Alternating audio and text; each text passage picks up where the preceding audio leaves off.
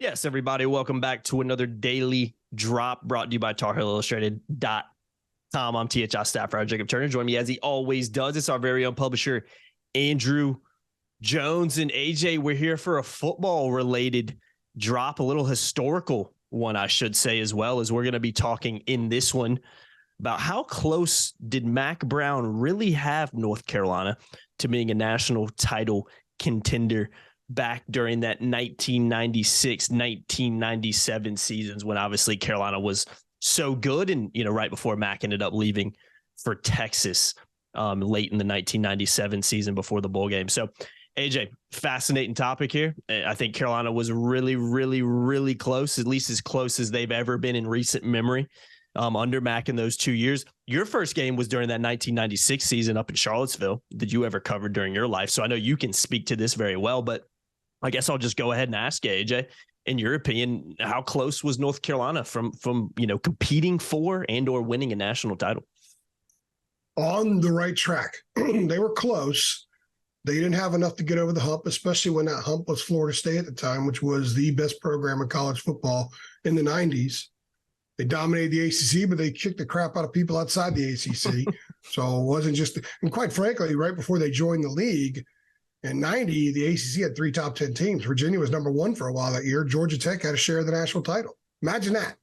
Yeah. And, of course, there was Clemson. So, and North Carolina was starting to churn its wheels under Mack. Mm-hmm. So they were awesome. You go look at the NFL draft. That doesn't lie. Tells you how talented teams were. They had 3 guys off the 97 defense that were taken in the first round the following spring. Wild. And that doesn't include Dre because Dre came back. He had another year. They had to play 3 years. So they had a lot of talent, a lot of NFL guys all over the place. They took care of teams that they played. They won some impressive non-conference games. They were explosive. They were athletic.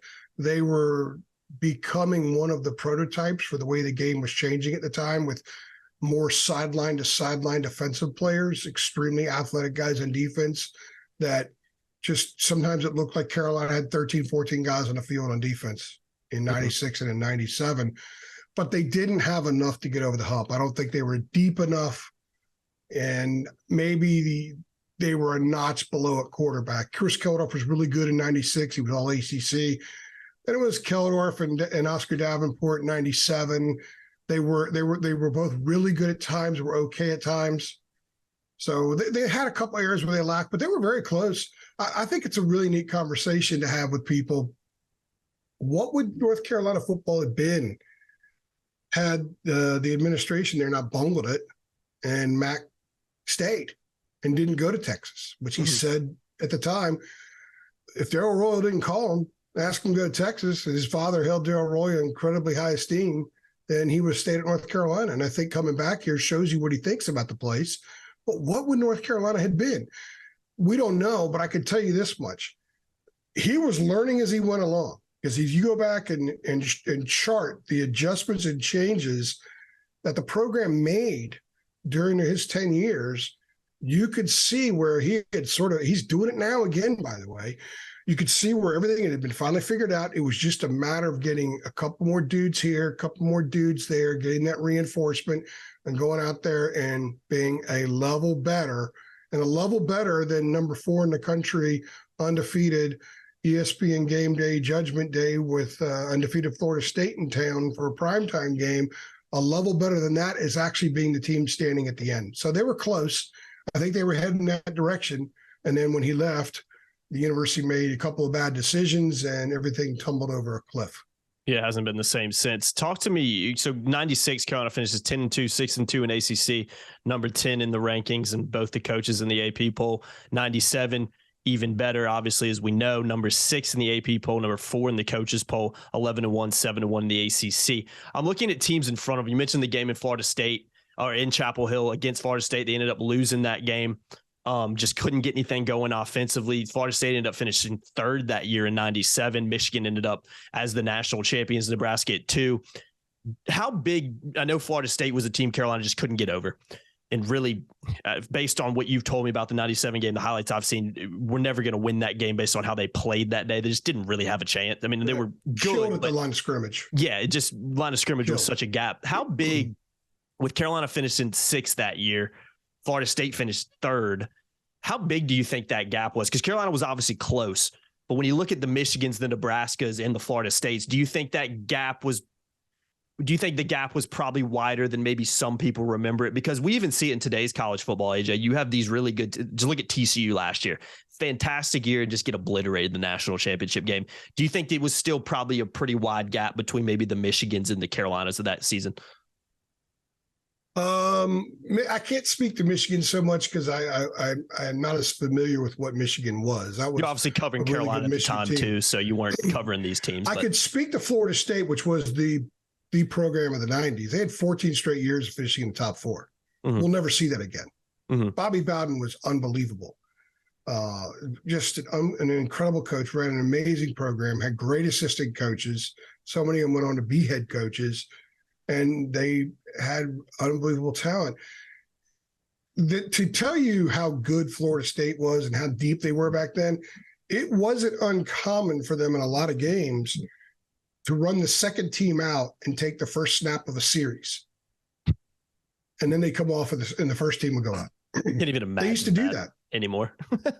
They used to do that because they were so good. So I think Carolina did very, very well with what it had.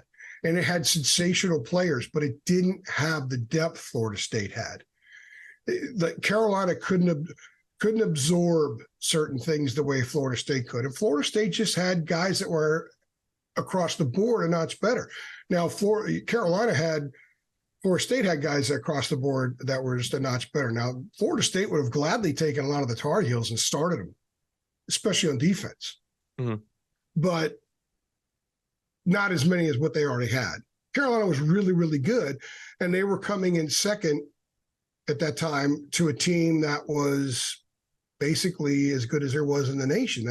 So they were close, and I think that the way Mack recruits and the way the program even recruited itself back then, I think that there would have been a continuance of adding and layering and fortifying, and perhaps there would have been an opportunity. Because think about it, Florida State fell off a couple of years later.